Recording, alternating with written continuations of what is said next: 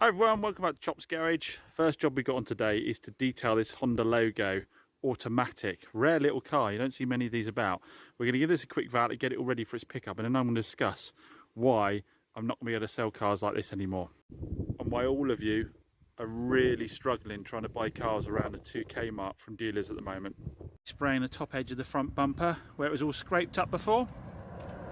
And then I've got to repaint the wheel trims. So with this one, I didn't have Davey do it because the customer wanted a bit of a discount. I explained I couldn't afford to outsource the paint and give the discount, but I could have a go at rattle canning it myself because I had the colour already and I just needed to get some clear lacquer. So I've done that. You'll also notice what's come. Well, I've got a second coat to do on that of lacquer. Also comes the little gearbox for the little Chevy Spark that's been sitting out there forever and a day. Somebody rang up and would like it for their daughter, so we're going to crack on and get that done. I want to get PT over, we'll do that on our lift, use our lift to fit that gearbox. Unmask the logo, put new number plates on the front and on the back. Didn't really want to because they had the original supply and dealers number plates on it.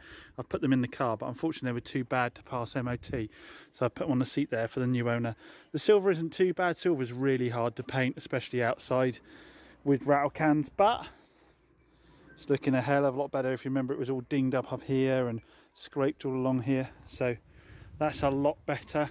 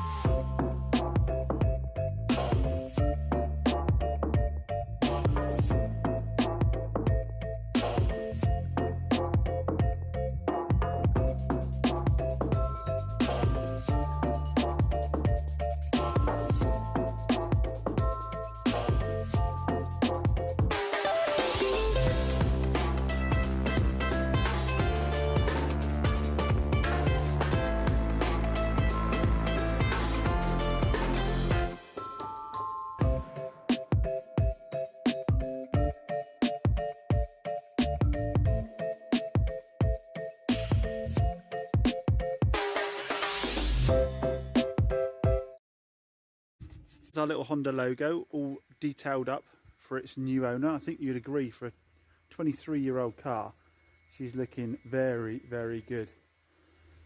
It's a credit to the subscriber that sold it to us. He's got all the original point of sale for Honda logos. He's got additional fluids and all the receipts, and it's a really nice little car. And you see, like I say, it's come up really well. The interior is immaculate on it. I've got the mats drying out in the sun at the moment, but the interior is absolutely bang on. It's got no wear on it at all. I said it's like 45,000 miles, isn't it? Oh, anyone spotting a bit of tape up there? I've bonded down a bit of trim that was sticking up there and offending me. There goes the little logo. So it's a subscriber and his sister, who's also a subscriber, when Mum needed a small auto, thought of me, and luckily I had Clifford's little logo still in stock. It looks fantastic, doesn't it? Right, so I'm going to try and talk over the Cobra replica about what I was talking about, why we can't do cars like our logos. Like, so you saw it come out beautiful, really nice car, the mileage is low, the condition's good. That one is an automatic as well, which is super popular at the moment. The reason I'm talking about this subject is I must get probably a couple of phone calls a day, I'd say, or emails with people with about £2,000 looking to buy a small runabout. And it's just got to a point where it's nigh on impossible to do. And I just thought it'd be worth explaining why. So I'm going to take the Honda logo as an example. Now that car, like I say, low mileage, but no proof of when it had a cam belt before. So immediately, if I send that out the door and the cam belt breaks on it, even though it's 23 years old, that does sound good, even though it's 23 years old, and it could be totally agreed that that is a fair wear and tear item on a 23-year-old car, if it broke within the first 6 months of that car going out, somebody could say that that was a known fault at point of purchase, or not a known fault, but it was likely to say it was an existing fault at point of purchase, that the belt was cracked or damaged at that point, so that I'm liable for it. Because, again, I need to clarify this with the law. A lot of people say, why don't you sell it without any warranty? I can sell it without any warranty, but the thing with it is, it still falls under the Consumer Rights Act, which gives 6 months worth of cover and doesn't distinguish between a 200 grand Bentley and a £2,000 Honda logo. It doesn't distinguish between the two things at all, other than the fact it does note about fair wear and tear. But the point is, who's going to decide what was fair wear and tear? Do you want to appear in court next to a consumer who says, oh, this is all the money I had for my run around and I haven't got another penny to spare, and this happened, you know, 3-4 months down the road? For starters, if you give up a day's worth of work, that's going to cost you. You're never going to get your expenses back, and the likelihood is judges don't know cars, that they're going to assume that the dealer knew what the score was and it sold them a faulty car. So I don't know. I mean, comment down below. Has anybody ever been to court and actually had a judge say, well, actually, no, that is for the age of the vehicle and for the price of the vehicle, that's a fair wear and tear item? I don't think they probably ever have. But yeah, I would be interested to see if someone heard it. So we had no choice but to do the cam belt. Now, straight away with the cam belt, you're in at 350 quid for a cam belt, straight away. So on a car around £2,000, when dealers normally work at about 10 to 15% margin, bang, straight away, that's a huge proportion of the costs. Secondly, you've got your VAT. So if you scored that car super, super cheap, I mean, who's going to give you an automatic at the moment with low mileage for very cheap? I don't care what people say, oh, dealers rip people off and pay nothing for part exchanges. There isn't anybody out there stupid enough not to want decent money for their small automatic at the moment. They're not giving the things away.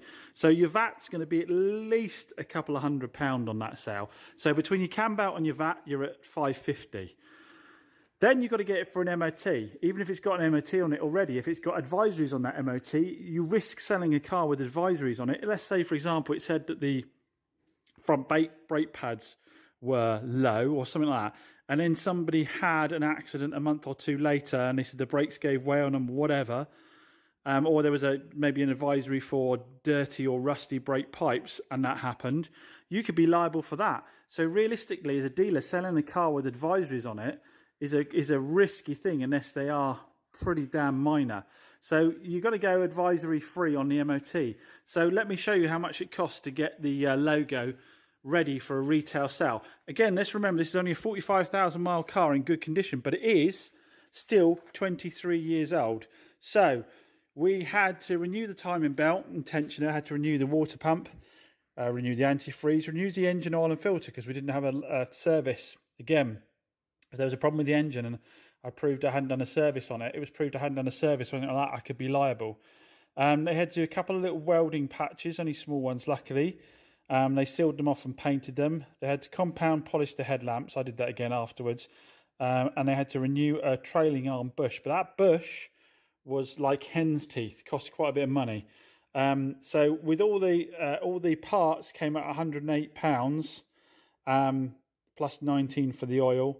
Then the labour was 108. The total labour was £340. So a lot of labour because we had the welding on it. The total bill is £640. Now you're right, I can claim £93 of that back in VAT, so it's going to cost me basically £500. But £500 on a car at a couple of grand, yeah, like I say, you've got you've got your VAT on top of that, so you're about £700. Other miscellaneous it's really hard. And again, like I say, no one's going to give you that car for free. If you get it traded in about £1,000. If you scored that car for about £1,000 as an automatic with 40,000 miles on it, you'd be doing well. So add those costs on top. You can see your margin is down to about £400. And you've still got months and months left under which someone could claim something. So realistically, trying to retail anything of that age, even when it's a good car, is a really, really hard thing to do. And that's why you can't go to many dealers at the moment and get cheap cars. The only way you could really do that car trade-wise and have enough margin to make it worthwhile is not to do stuff like the cam belt. To risk it for a biscuit and send it out without the cam belt, and to leave advisories on the MOT. But then those are the dealers, and then they get slagged off later on, aren't they? Those are the dealers that when they find out they have to get a cam belt done on their car, oh, the dealer never told me I'd have to get that done. I'm obviously talking pre it breaking. If they find there's advisories left on it and they need doing, or they take it to their garage and their garage go, well, it could, if the brake pads are coming up due on the front, the discs are coming up due on the front, they're the dealers that are going to get slagged off. So there is no win-win situation at all on doing cheap cars at the moment, and that is why the market is totally dead. And realistically, if your budget is below sort of £2,000, don't even start to look at dealers, guys. You're going to have to risk it on the private sellers. But that's where it gets even more dangerous again, because you've got no comeback at all, have you? No comeback at all. So I think a lot of people think dealers are running away with it at the moment because prices are high, but we can't buy the cars any cheaper. People know what their cars are worth. They've got all the systems in the world to value their cars and give them a price on it. And plus, when it comes to retailing, like I say, the law is just absolutely ridiculous that it doesn't really have any real definition based on the age and value of the vehicle, just something that's totally up to this sort of discretion of a judge as to how it might be applied. So anyway, I'm glad we've saved the Honda, because I think it's a cracking little car. I believe all cars have got like a little bit of character to them. It's got a really cool character to it. It's super, as you saw, super clean inside, even though that car is probably 4 times or 5 times past its reasonable lifespan, according to a manufacturer of a vehicle. I still think it'll do someone well for quite a long while to come. So as we know, the person that won the taxi raffle decided to go for the tech bundle instead, so we're just packaging up to send it out. We've got the IP819X tool diagnostics machine, the battery tester we've shown from Top Don before, the BT300P that gives you the printout, and the thermal camera. Now, we haven't actually shown you the thermal camera yet. Obviously, these companies kindly donated this. Top Don donated the battery tester and the thermal imaging camera, and they've donated some other bits and bobs for the next raffle as well, actually. So let's have a quick look at the thermal camera, see what it's all about. So these plug into your phone. It's compatible with Windows and Android. It's got real-time temperature readings on it, and testable temperature range is -20 to 550. So yeah, so a little play with it and see what it's all about. So I've downloaded the app to my phone. We've got a choice of thermal imaging or temperature monitoring. Let's look at thermal imaging in a second. Here we go. All the cars outside. You see the ground is particularly warm right now. And it's giving us temperature readouts there as well. So what we're going to do with the old TC View thermal camera is let's fire up the Jag, the 100 and what's it now on 160,000 miles, is it something like that? We'll fire that up and we'll have a look around the engine bay as it warms up with the thermal camera, and it'll be interesting to see what we see. So here we go, here's the engine bay of the Jag. Just spotted we've got a bit of a coolant thing going on there as well, actually. So we're getting some temperature readings here.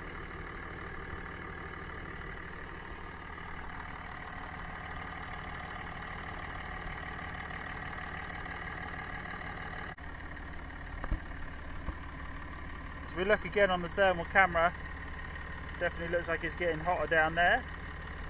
You can see that pipe there is now heated right up.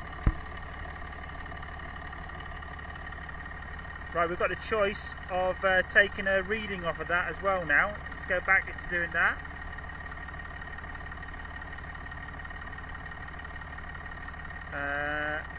Generate an image, we're going to do a line graph. Select an area to monitor, we want this area here. Draw that round my finger there. There we go. And start recording. If I can keep my hand steady, it's going to monitor the temperature in that area, and and see what happens with it. You see our coolant bottle is a lot warmer now, so this is the kind of thing that would help you identify some leaks, some exhaust gases that are escaping from the engine. They seem to have an uneven temperature variation across the cover there. And I saw old Sam Crack the other day use this to identify a leak from an exhaust as well. You can see down here now where all the mechanicals of the engine are a lot hotter there. Look at the coolant bottle, yeah, look at the coolant bottle now. Super cool bit of kit from Topdon there. I imagine it'd be really useful as well for like finding sticking brake calipers, because one would be a lot hotter than the others, wouldn't it? If you were scanning with the thermal imaging camera, you'd be able to see which brake caliper was seizing, whether your brakes were getting too hot. Like I said, Sam Crack used it to identify an exhaust leak on his car when it was up on the ramp. By following it along with the thermal camera, you could see where the hot gases were escaping first. So yeah, loads and loads of uses for it. Cracking little bit of kit. Put a link to this in the description down below, along with any discount code that Topcon give us for it. And massive thanks to them yet again for supporting the last raffle and future raffles with all their top tech. So the Golf has now had a full machine polish. It had that alloy, sort of basic alloy wheel refurb done. And we're going to drop this to the customer. There was a big scrape in the door, which I have filled and wet sanded back. It's still visible in a couple of little places, but if any of you saw the video before, that was terrible. It was really bad. Now, to be honest, you do have to go looking for it. Obviously, our painter did the front corner and the rear corner. So as I said, this is all ready to be dropped down. We got the Corsa back from having the head gasket done on it. If you remember, we bought this as a part exchange with a bad head gasket. That's just had a valet, but it does need a machine polish. So we're going to get the machine polisher out and give it a machine polish. If you remember, this has only done 34,000 miles, which is amazing for a head gasket to go in that time. But we have had an interior valet done on it. He's locked it, bless him. So we used our valeter Sam to do that while I was cracking on with some other stuff. And he's done a nice job of cleaning up, but it does need a machine polish. And machine polishing cost for valeters is really high. We've got the Mondeo back. Some people have been asking about the Mondeo. The Mondeo went down to Malcolm because the rear corner of the bumper, if you remember, had been painted purely in a flat white. It didn't have the metallic flip in it that it should have, because it's a pearlescent. So he's done it there. I mean, to be fair, there's still a slight difference, but if Malcolm struggled to do it, I think anyone would. This, if you look at the front bumpers from Ford, there's a slight difference there. Bumpers always fade at a different rate, but it is a hell of a lot better. It's got a metallic fleck to it now, whereas before it was completely flat. Drove this back, obviously, from picking up from paint. Every time I get and drive it, it's such a nice drive. You can see why reps decide to cruise up and down the motorway in these. They're so comfortable. Well, look at the job Sam's done inside the CR-V. I don't know, he's got the leather to shine like this, but he's done a better job than I would have done. It looks immaculate. Hi, James at CG Cars here again with another walk around of one of our sales vehicles. Today we've got this fantastic Honda CR-V. Adrian has just dropped a car off to me, so he's offered to drop another car off to our subscriber, the Golf. So he's off to deliver it to our subscriber Stuart. Yeah, so Adrian dropped that off. If you remember, that Golf was a full main dealer service history from new. I was just checking through the invoices again, and it had a timing chain done just last year. So in terms of sort of the history of the car, you can do better. But this is what he's dropped off to us. So I've got to thank Clive, one of our subscribers, for messaging me. His father-in-law was selling his Skoda Yeti, and he knows that they love Skoda Yetis down here in Devon. 63 plate, really nice colour. Wheels in good condition, just a little scuff on that one there. Pretty much new rubber all the way around. All the paint looks good. It could do with the machine polish, nothing outrageous. Got a tow bar on it, which is normally a bit of a bonus down here. The back panel here has got one little, I know it's a bit dirt, that just needs a bit of a polish. It's got some light scratching in it. Down this side again, it's straight, there's no paint needed, it just needs a really good machine polish. As normal with our subscribers, I think Clive probably described it worse than it is, to be fair. All of this is just, like I say, all of this will buff out with machine polish. It's just got hit by the hedgerows that we do down this way. So yeah, good old machine polish on that. Again, alloy's good there with loads of rubber on it. And the alloy here is good. They'll all clean up fine. The alloys just need to touch in that one. There doesn't seem to be any paint to do at all on it. I say, really nice colour. It's got the old Life Shine sticker in it, so at some point it was treated with the what do you call it, ceramic coating there. Some more serious scratches here, but again, that will polish out all of that. So there's a good few hours of machine polishing. If you're paying somebody else to do it, you're probably about 500 quid into getting the whole thing machine polished, which we won't be doing. We'll be doing that ourselves. Rubber looks good, like I said. Inside, this is a proper four-wheel drive one as well, guys, which is also a very popular thing down here. You don't get so many of the four-wheel drive ones. So this is a full-blown four-wheel drive. Now the red eye, tell me, has it got the red eye? Yeah. Does that mean it's a slightly more powerful engine? Does that mean it's a 150 brake? You Volkswagen guys will tell me. But inside it's leather and it's all in immaculate condition. All the carpets are bang on. Smells nice. There's no doggy smells to it at all. It has got a dog guard in it, but it doesn't smell of dogs at all. So his father-in-law must have been very good at keeping the old dog smells away. So yeah, we've got the integral dog guard in there already. We've got the full proper spare wheel kit down there.